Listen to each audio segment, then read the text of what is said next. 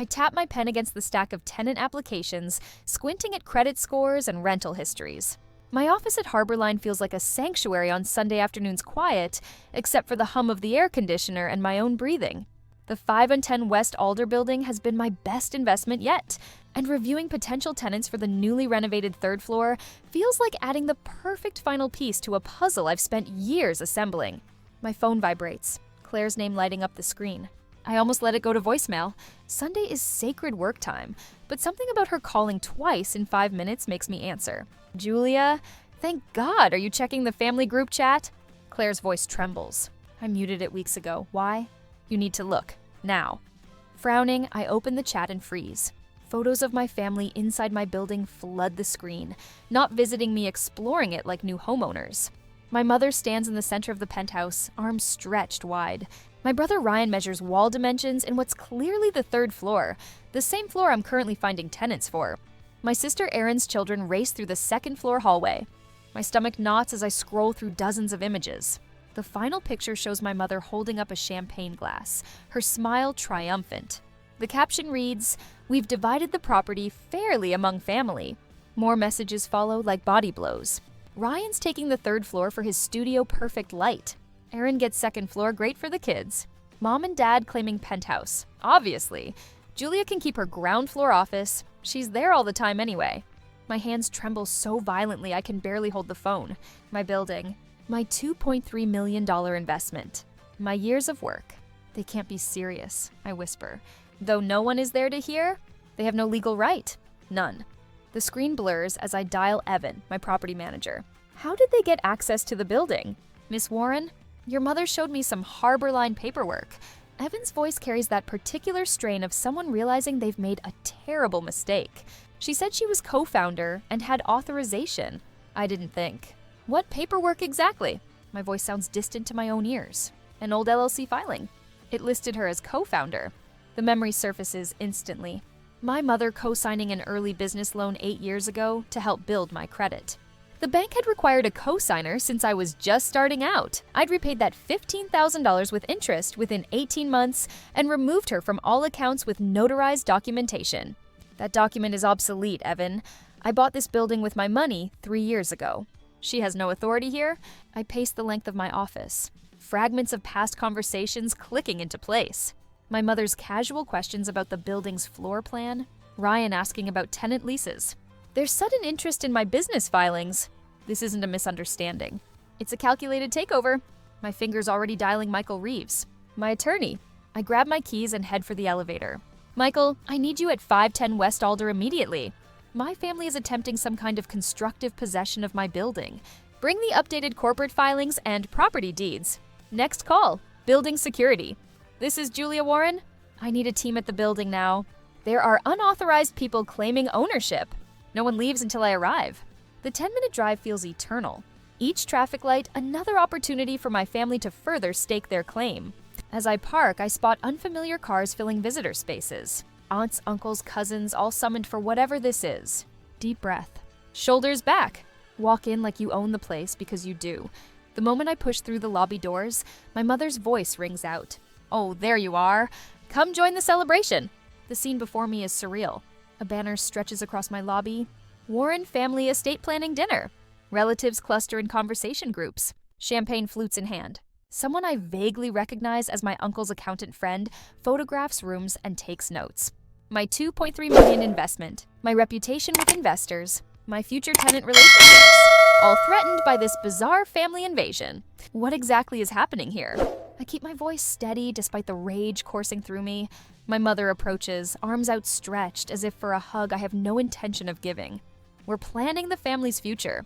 Everyone's getting a piece of the Warren legacy. The Warren legacy? I repeat, ice threading through each word. You mean my building? The one I purchased with my own money? Now, Julia, my father interjects, don't be selfish. This is about family.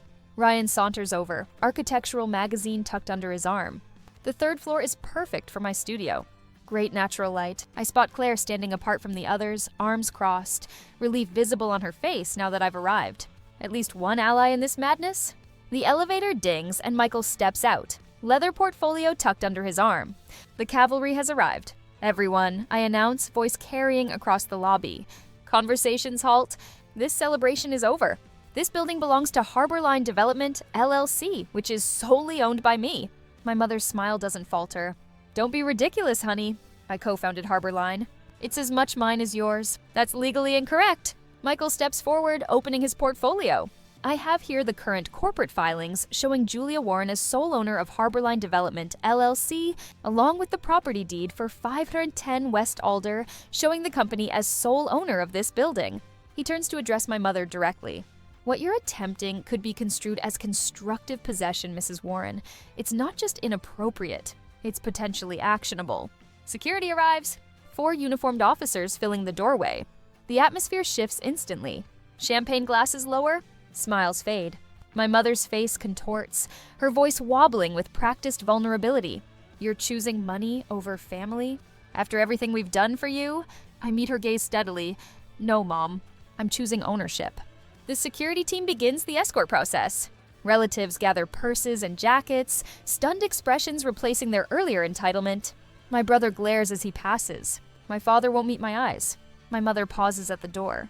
This isn't over, Julia. Family means sharing. This was never yours to share, I reply. I stand in the empty lobby long after they've gone, watching their cars pull away. Claire approaches, squeezing my arm gently. Thank you for calling, I tell her. They've been planning this for weeks, she admits. I couldn't stomach it anymore. Michael flips through his notes nearby. We should change the security codes immediately, and I'll prepare cease and desist letters for Monday.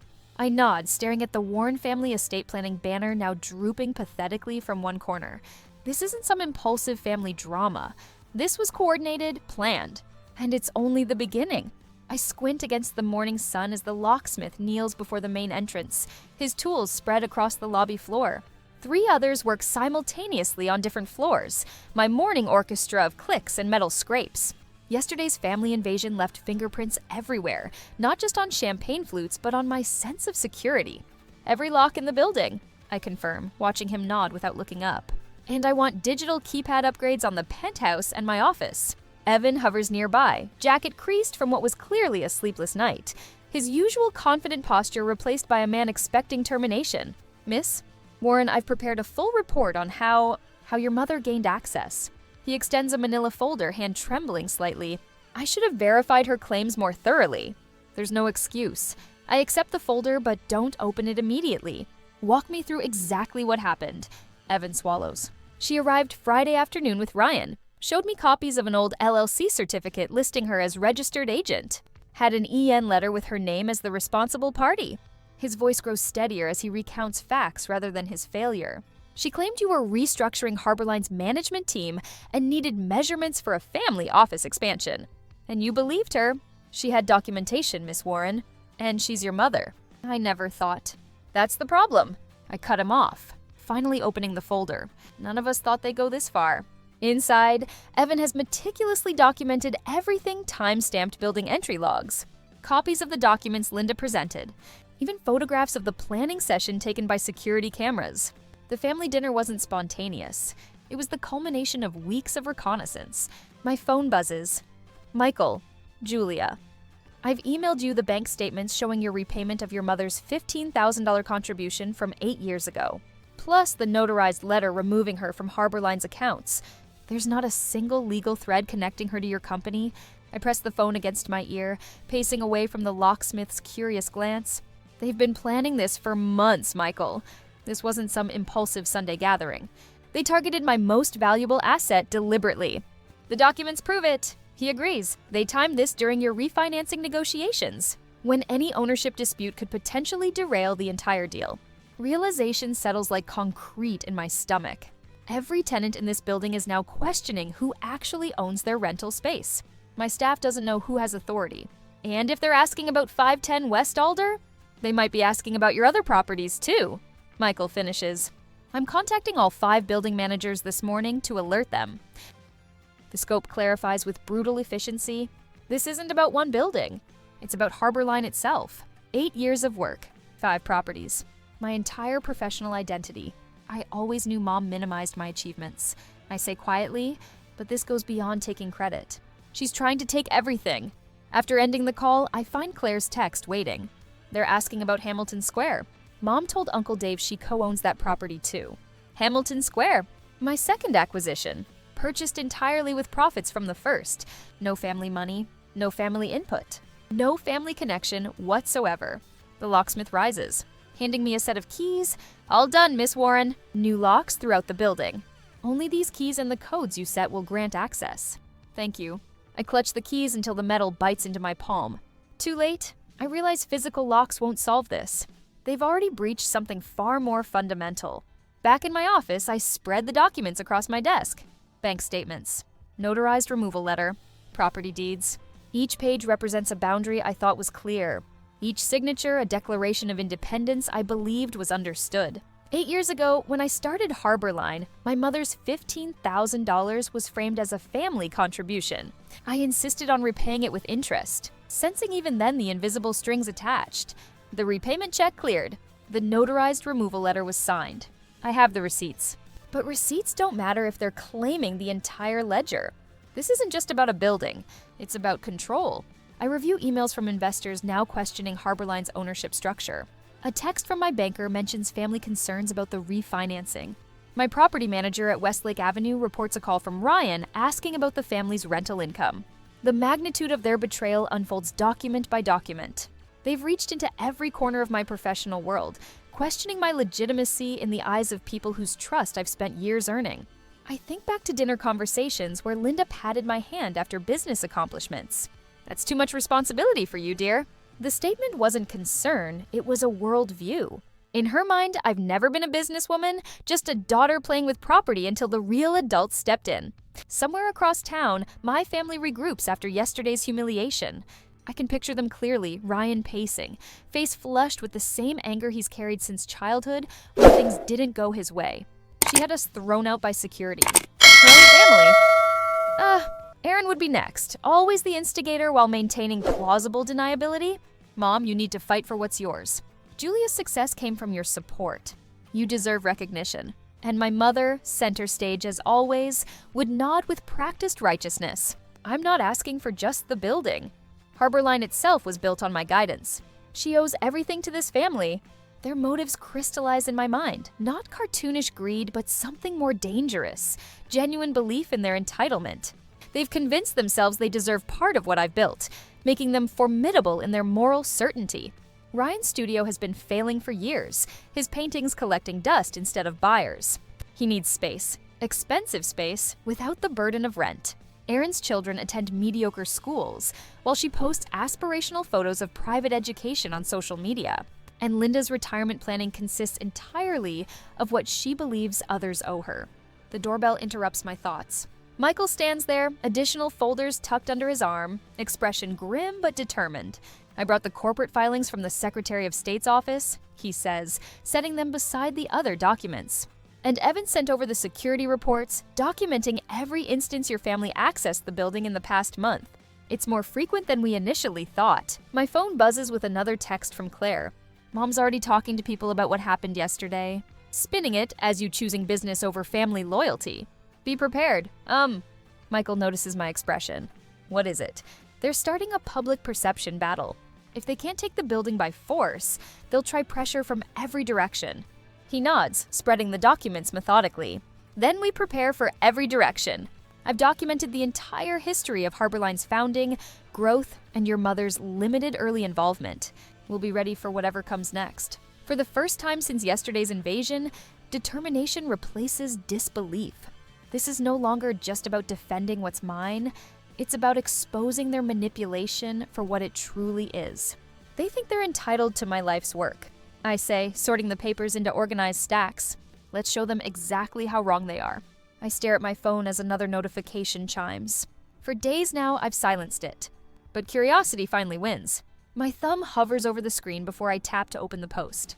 Linda Warren's profile picture smiles back at me, her public status update already collecting sympathetic comments. Heartbroken that my daughter cut me out of the company we built together. A mother's love shouldn't be repaid with lawyers and security guards. My chest tightens as I scroll further.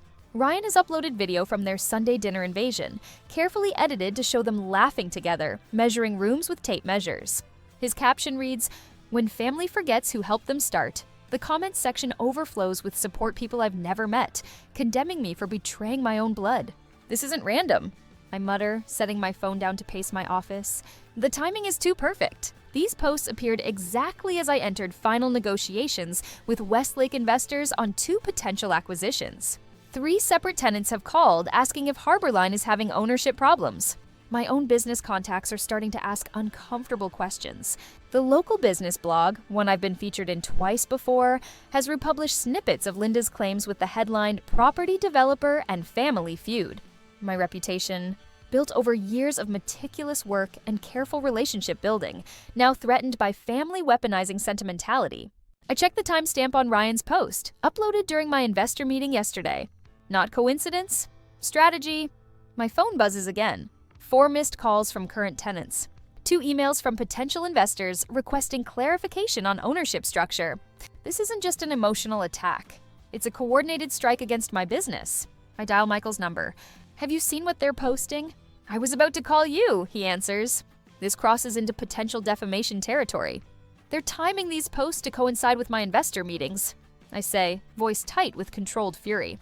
"They're deliberately sabotaging Harborline. We have options." Michael's voice carries the measured calm that first made me hire him. "We can send cease and desist letters to the family, the blog, and any social platform spreading demonstrably false information.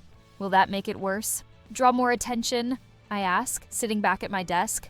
"The question is whether you want to fight this publicly or handle it privately," Michael says, hoping it fades away isn't working. These posts are gathering traction. I pull up the browser tab showing the business blog, reading comments from people speculating about Harborline's future. My future. Years of building credibility reduced to gossip fodder. I need to address this directly, I decide. If we stay silent, their story becomes the only story. I agree. "I'll start drafting defamation notices," Michael says. "Meanwhile, prepare a comprehensive statement with those time-stamped filings and repayment confirmations we discussed." I spend the afternoon assembling a digital dossier, scanned deposit slips showing the $15,000 repayment with interest, notarized corporate filings removing Linda from Harborline 8 years ago, property deeds showing my sole ownership, not emotional appeals but documented facts. While Michael prepares legal notices, I craft a measured statement addressing the claims point by point, not as a daughter defending against a mother, but as a business owner correcting misstatements about her company. The notices have been sent, Michael calls the next morning, to the blog, to the social pages where the claims appeared, and directly to your family members. I watch my computer screen refresh. The business blog post vanishes, first replaced with a standard removal notice. Then Ryan's video disappears from his profile. Linda's post remains longest, but by afternoon it too vanishes. I lean back in my chair, a small smile forming. Not victory, not yet, but the satisfaction of watching false claims collapse against documented truth. They've gone quiet for now, I tell Michael during our follow-up call. But this won't be the end. No, he agrees. But we've established something important. You won't be a passive target. The immediate crisis contained, I turn to repairing potential reputation damage. A forensic accountant reviews Harborline's financial history, certifying that every acquisition, including 510 West Alder, came solely from business profits after Linda's removal from the company. The report circulates privately among key partners and investors, not as gossip, but as professional transparency. Questions about Harborline's ownership structure fade as quickly as they appeared. A week after the social media attack, I accept an invitation to appear on Capital Corner, a finance podcast popular in local business circles. The host asks about entrepreneurship, and I speak candidly about boundaries. Building a business requires clear documentation. I explain, especially when family is involved initially, every transition should be recorded, every separation formalized. Clarity protects everyone. Without mentioning the recent drama directly, the message resonates. 3 investor meetings rescheduled after the posts now proceed without hesitation. Tenants who called with concerns renew their leases. Evan stops by my office with the building's monthly maintenance report. The renewal rate is holding steady, he says. People aren't buying into whatever story was circulating. Thank you for staying steady through this, I tell him. Documentation beats accusations, he replies with a slight smile. The building's records are clear. Anyone who matters can see that. That evening, I review the leasing projections for the quarter. Despite the family's coordinated attack, Harborline remains on target. The business community, presented with facts rather than emotional appeals, largely backs documentation over vague claims of betrayal. My phone pings with a text message. Claire, she's meeting with a new attorney tomorrow. Richard Hanley. I recognize the name immediately. Hanley specializes in family business disputes. This isn't over, it's escalating. I stand at my office window, looking down at the street below. The question forms clearly in my mind. Do I wait to see their next move? Or should I take preemptive action now? Either way, I won't be caught unprepared again. I spread the last document across the conference room table, completing a tapestry of financial statements, corporate filings, and legal paperwork. 3 days after my social media victory, and I've pivoted from reactive defense to methodical preparation. They're building a case? I tell Michael, who sits opposite me surrounded by his own fortress of legal papers. Let's anticipate every possible angle. The afternoon sun slants through the blinds, casting prison bar shadows across 8 years of Harborline history. I've spent the morning pulling files from storage, excavating evidence of my ownership like an archaeologist unearthing proof of an ancient civilization. What claims could they reasonably make? Michael asks, his pen poised above his yellow legal pad. I tap a document showing Linda's name on an early bank form. They'll say she was integral to founding Harborline. They'll conveniently forget I repaid that $15,000 with interest. My voice remains clinical, detached. The white-hot anger from the building intrusion has cooled into something harder, more focused. What evidence might they fabricate? I continue, addressing the question like I would a hostile takeover attempt by any business competitor, because that's what this is, not a family misunderstanding, but a calculated appropriation strategy. Michael nods, understanding my approach. They might produce emails or conversations where you allegedly promised family ownership. Exactly. I slide forward an email printout where I had once written to my mother, "Couldn't have started Harborline without you."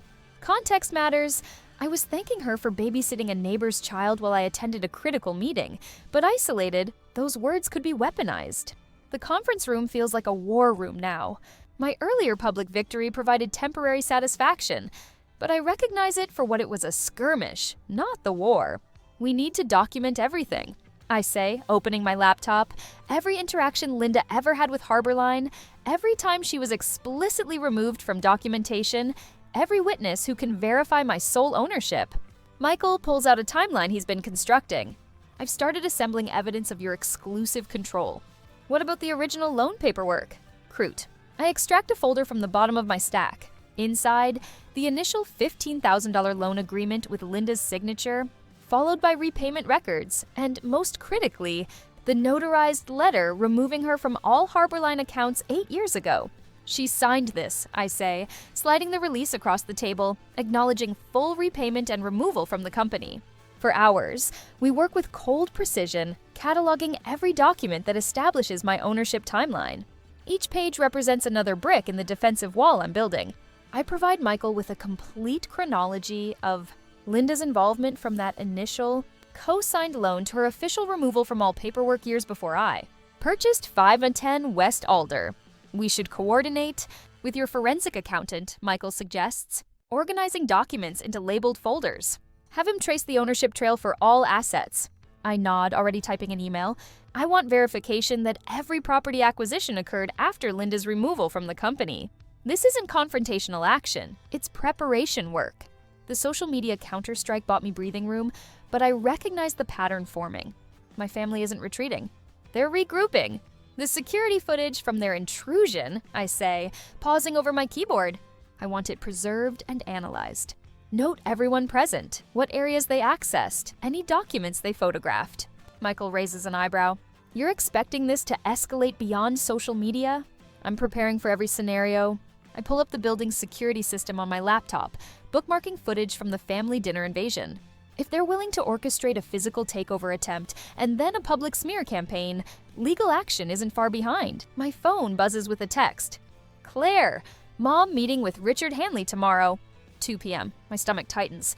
Richard Hanley, a name well known in business circles for handling family business disputes. Not just any attorney, but one who specializes in contested ownership claims.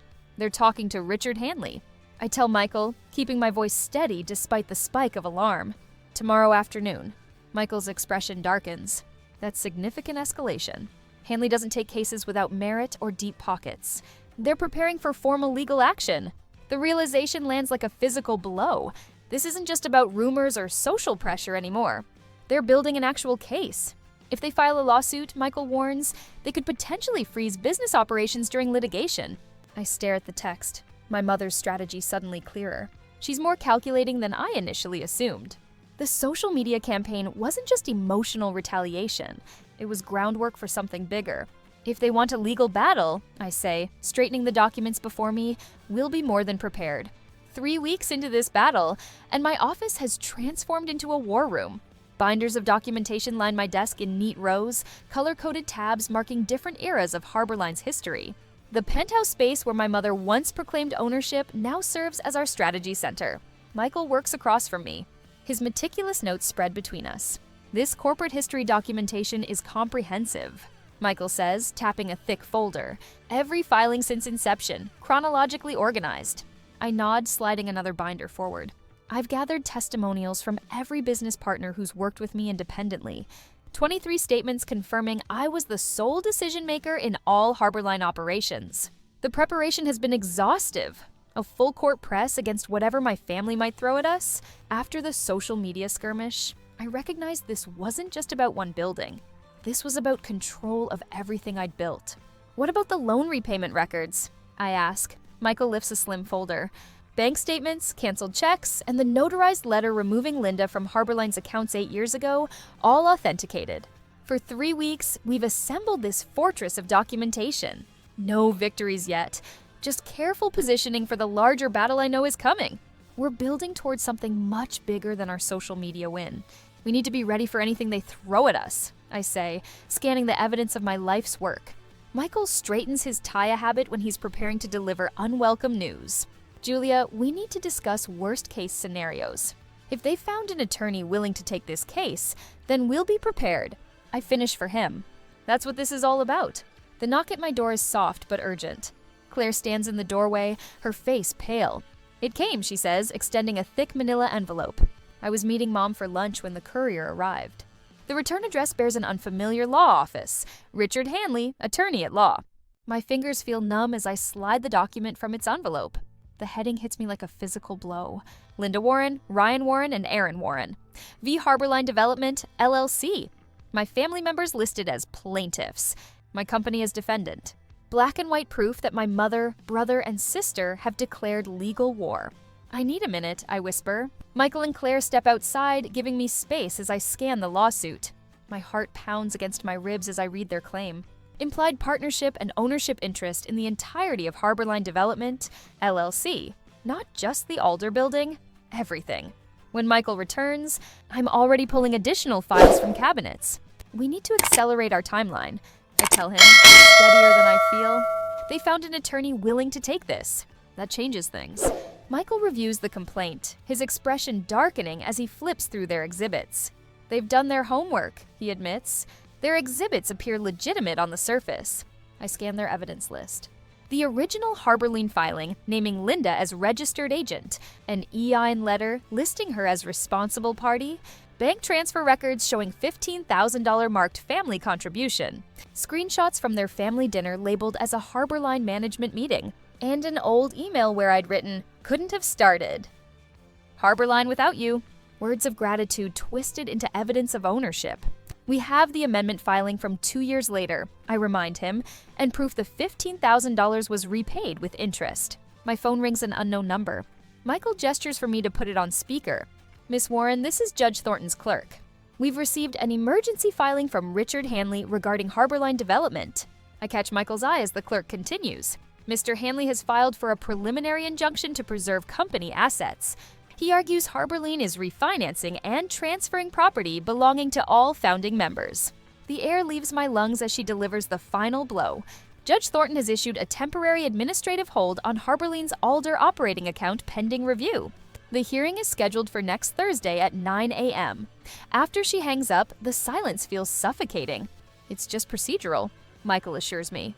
"A week at most, but it halts the refinancing deal." I finish. "The one that would have funded the Monroe Street acquisition." My phone begins buzzing with notifications. Investors asking questions. Vendors seeking clarification. The damage is already spreading beyond the courtroom. "It's temporary," Michael says. but it gives their story weight. People will wonder if there's truth to it. I turn to the window, watching pedestrians passing below, unaware that my life's work hangs in the balance. All our preparation now needs adaptation for immediate response. Then we'll crush the illusion with facts, I say, turning back to face him, all of it. Every document, every witness statement, every bank record. We'll bring it all. The administrative hold is just a procedural speed bump, but the implications reach further. This isn't just about defending what's mine anymore. It's about proving who I am. My family has made their move. Now I'll make mine. On Monday next week, I watch the local news with a knot in my stomach as the anchor's voice fills my darkened office. Co-founder sues daughter over multi-million-dollar portfolio. The Warren family feud escalated today when Linda Warren filed suit against her daughter, Julia, claiming ownership rights to Harborline Development, LLC.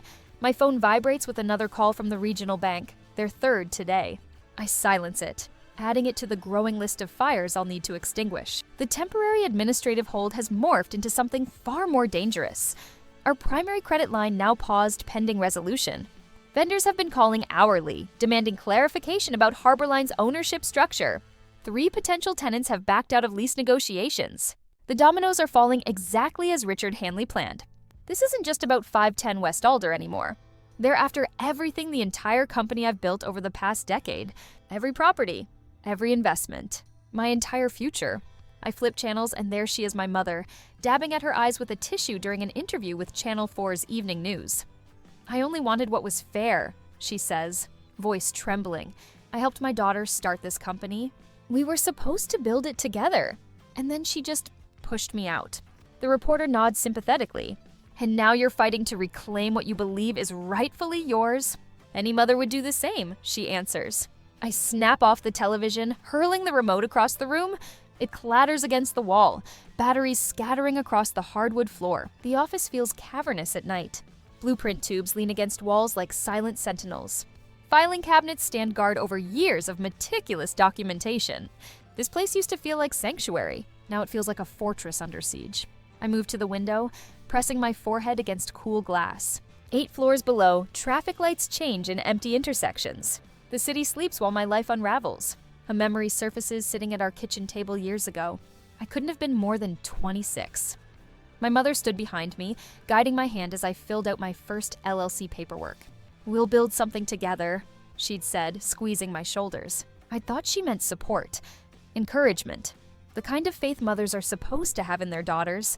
I never imagined she meant literal ownership, that someday she'd claim rights to everything I'd built. This was never about family connection, it was about control. And Richard Hanley, that shrewd, calculating shark, is using every legal maneuver to give their lies temporary traction. The administrative hold was just the beginning. Now he's pushing for a complete freeze on operations pending ownership review. If the judge grants it, Harborline could collapse before we ever see a courtroom. My phone lights up. Michael's name flashes on screen. "Tell me you have something," I answer. "We're expanding the legal team," Michael says, his voice steady and focused. 3 more attorneys specializing in ownership disputes, and I'm preparing an emergency motion to dismiss with prejudice. Good. What else? Your forensic accountant finished his reconstruction. Every property acquisition occurred after your mother was removed from Harborline. Not a single dollar can be traced to her contribution. I straighten, energy surging through my exhaustion. That's exactly what we need. And the transparency campaign? Ready whenever you authorize it. What Boundaries Build is prepped to launch across all channels within 2 hours of your go-ahead. I've spent the last 3 weeks digging through archives, searching for the documentation that would end this nightmare. Most people would have given up. Instead, I found something that changes everything. "Michael, I found it." "Found what?" "The certified amendment from the Secretary of State, the one that officially removed Linda from Harborline ownership. It was filed 2 years before the Alder purchase. Silence hangs between us for 3 heartbeats. "You're certain?" he finally asks. "Completely." The date stamp is clear, September 18th, 2 full years before I bought Alder. It undermines their entire case. This changes our approach. We can file for immediate dismissal. I pace the length of my office, mind racing through scenarios, weighing options with the clarity that comes from knowing you're right. They've made their public move. Now we make ours. I'll have the team work through the night, Michael says. "We'll have everything ready for morning filing." "Good."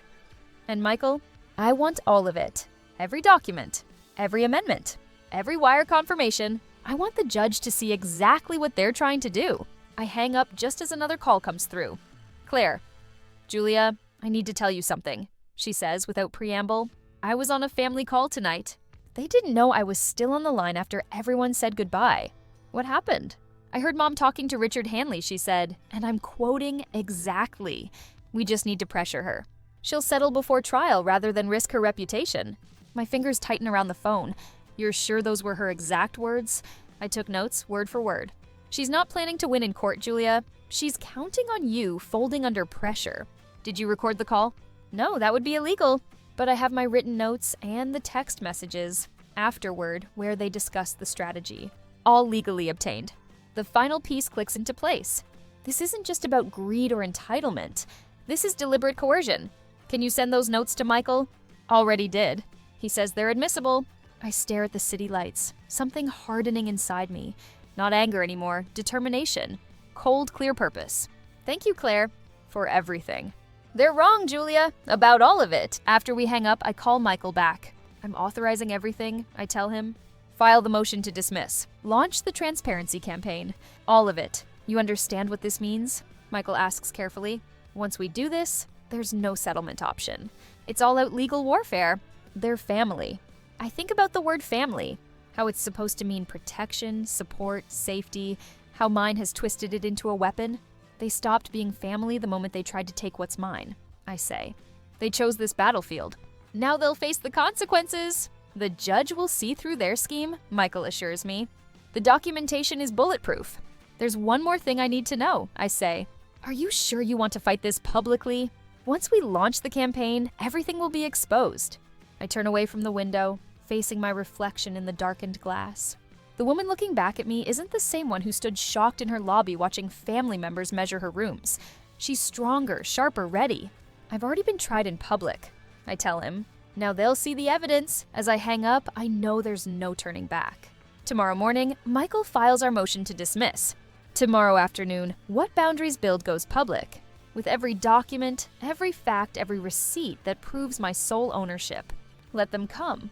I've built my fortress not with bricks, but with something far stronger, the truth documented in black and white. And unlike family loyalty, paper doesn't lie. On Thursday that week, I step into the courthouse, heartbeat thrumming in my ears. Reporters cluster outside like vultures, camera flashes exploding against the stone facade. The marble floors gleam under fluorescent lights as I follow Michael through security, past wooden benches filled with strangers whose lives hang in similar balance. Remember, Michael murmurs, let the evidence speak, no matter what they say. The courtroom door swings open. My mother sits at the plaintiff's table, a tissue clutched in her hand. She's wearing a pale blue cardigan I recognize from childhood Sundays, the one she saves for church and funerals. Ryan slouches beside her, uncharacteristically, subdued in a borrowed suit. Richard Hanley arranges papers with practiced efficiency, not bothering to look up as we enter. Our footsteps echo against wood paneling as we take our places.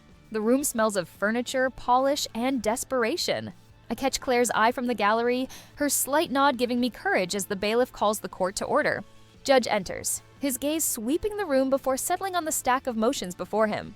Warren versus Harborline Development, he announces, voice carrying the weight of 40 years on the bench. I've reviewed the filings. Let's proceed. Richard Hanley rises first, straightening his tie with manicured fingers. Your Honor, this case is fundamentally about a daughter erasing her mother from a family business they built together. He strides toward Linda, placing his hand on her shoulder. Mrs. Warren helped found Harborline Development. She provided capital, guidance, and her name to establish her daughter's company. Linda raises her head, tears glistening. She pulls the EIN letter from her purse, holding it like a holy relic. I just wanted to help my family, she says, voice trembling, to create something we could all share. The performance is flawless. I've seen variations of it my entire life. At parent-teacher conferences when I got awards. At dinner parties when describing my first property purchase. Linda Warren, the selfless mother who made everything possible. The documentation shows, Hanley continues, that Mrs. Warren was listed as a responsible party on the original EIN application. She contributed $15,000 to capitalize the business. She was, by any reasonable definition, a co-founder whose interests have been systematically erased. Michael rises, his movements measured against Hanley's theatrical flourishes. "Your Honor, if I may." He opens his leather portfolio, the same one he carried when we confronted my family in the lobby weeks ago.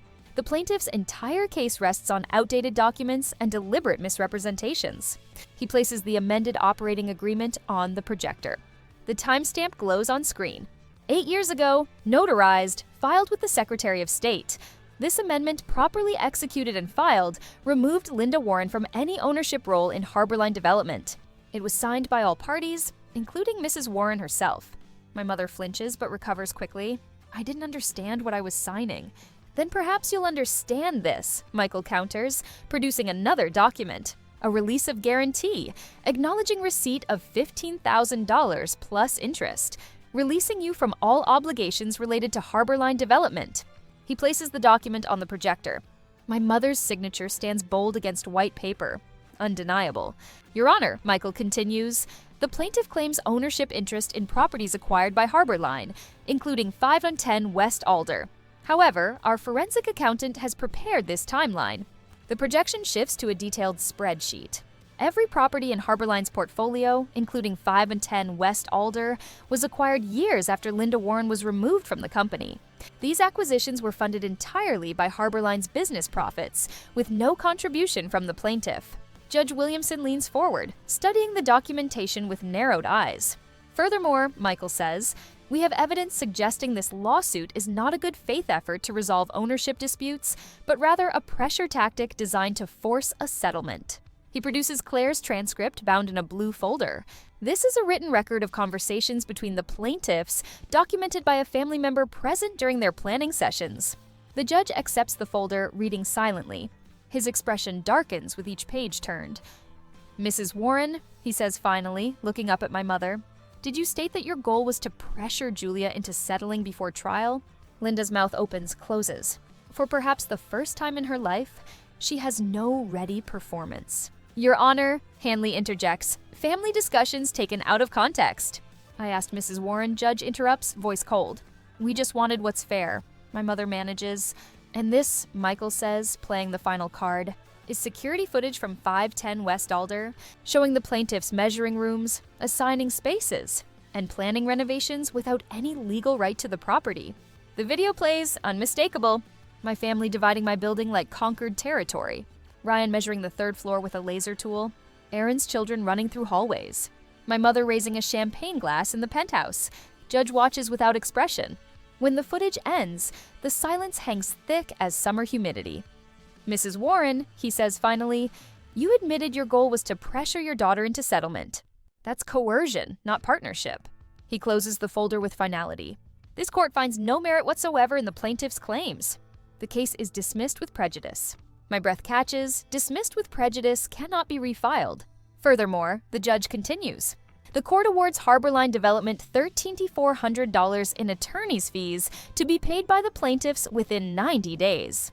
Linda's face drains of color. Ryan's jaw tightens. I remain perfectly still, hands folded on the table before me. Additionally, this court grants a civil injunction prohibiting Linda Warren, Ryan Warren, and Aaron Warren from making further false claims against Harborline Development or its properties and from harassing or interfering with its business operations in any way. Judge rises. We're adjourned. The gavel strikes with the sound of finality. Outside, reporters swarm like summer insects, microphones thrust toward my face. Questions overlap into unintelligible noise.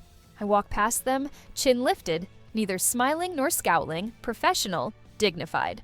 As we reach the courthouse steps, I hear footsteps behind us. Richard Hanley approaches, his expression unreadable. "Well played," he says simply, before turning back toward the building where my family remains, stunned by the completeness of their defeat. 3 months later, I'm reviewing expansion plans for a property in the West District when Claire calls. "Have you heard?" she asks without preamble. "Heard what?" Aunt Linda received notice of an IRS audit. Apparently someone filed income declarations during the lawsuit that don't match her previous returns. I allow myself a small smile. How unfortunate. Ryan's moving to Portland next week, Claire continues, and Aaron's influencer business lost 3 major sponsors after the court documents became public record. I trace my finger along blueprints for the West District property. And Linda hasn't been seen at the country club in weeks. Canceled her standing lunch reservation at Meridian. Dad says she's talking about visiting cousins in Florida for an extended stay.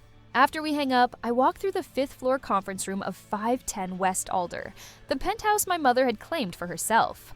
Floor-to-ceiling windows overlook the city my family thought they could take from me. Michael joins me, setting his briefcase on the conference table.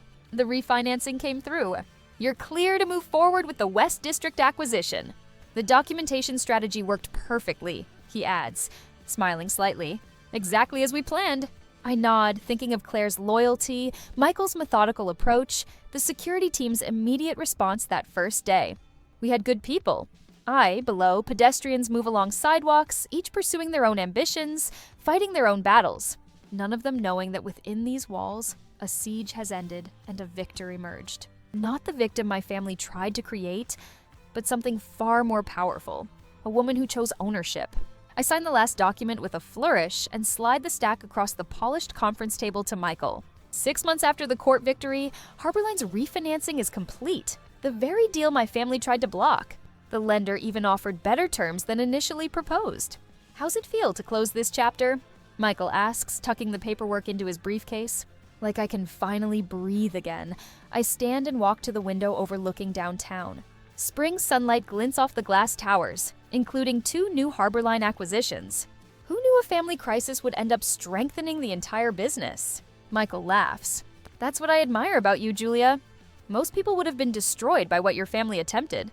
You turned it into an opportunity. The words catch me off guard. 6 months ago, I sat in my office feeling ambushed and violated. Now investors call weekly, impressed by how I handled the crisis. 3 commercial property groups have approached me about partnerships. The business community that witnessed my family's public attack now respects me even more for my strategic response. I never wanted this fight, I admit, but it made me stronger. Back at the office, I find Evan reviewing security footage, one of our new protocols. After my family manipulated him with outdated paperwork, we implemented comprehensive verification procedures. Every Harborline property now requires biometric access for sensitive areas. Document authentication systems flag expired filings.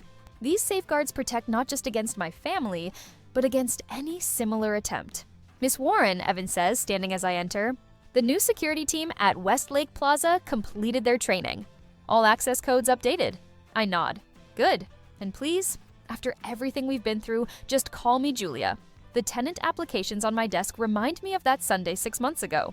I review credit reports with none of the anxiety that once shadowed this task. No jumping when my phone rings. No second-guessing my right to make decisions about my own properties. Later that afternoon, I meet with my new legal team, not just Michael, but 3 additional attorneys on permanent retainer. The court victory taught me that proper legal representation isn't an expense, it's an investment. Together, we've created airtight ownership documentation for every Harborline property. Never again will anyone question what's mine. After work, I drive to 510 West Alder, the building that started everything. Once just another property in my portfolio, now Harborline's headquarters. I park underground and take the elevator to the lobby. Claire waits by the reception desk, smiling when she sees me. After standing with me against our family, she joined Harborline as communications director. Blood doesn't guarantee loyalty, actions do. Ready for the unveiling? She asks. Workers finish mounting a bronze plaque beside the elevator. I run my fingers over the inscription. Boundaries build empires. It's perfect, I tell her. Claire links her arm through mine as we head to the conference room where the first board meeting of the Harborline Women in Property Fund is about to begin. 8 women architects, developers, contractors gather around the table. Women who face their own versions of what I endured. My newest venture will provide mentorship, connections, and seed funding for women entering real estate development. Ladies, I begin. Welcome to the start of something extraordinary. The meeting stretches into evening. Plans for 5 mentor-mentee partnerships. A development competition for young women in architecture school. A formal complaint system for documenting discriminatory lending practices. The kind of work that transforms an industry, not just a company. After everyone leaves, I stand alone in my office. The lights of the city twinkle below. 3 years ago, I purchased this building. 6 months ago, I fought to keep it. Today, it's the foundation of something far bigger than I'd imagined. My phone buzzes. A message from my assistant. Hand-delivered letter arrived. Left on your desk per protocol. I spot the cream envelope immediately. Mother's handwriting. The same flowing script that once signed school permission slips and birthday cards. 6 months ago, a letter from her would have sent me spiraling, rushing to open it. Desperate to understand. Hoping for reconciliation. Now I pick it up. Note the single line visible through the thin paper. I only wanted to be remembered. I fold it once and lock it in the office safe. Unopened. Some letters don't need reading. Some explanations come too late. I walk through the sunlit halls of the Alder building, pausing by a window overlooking the street.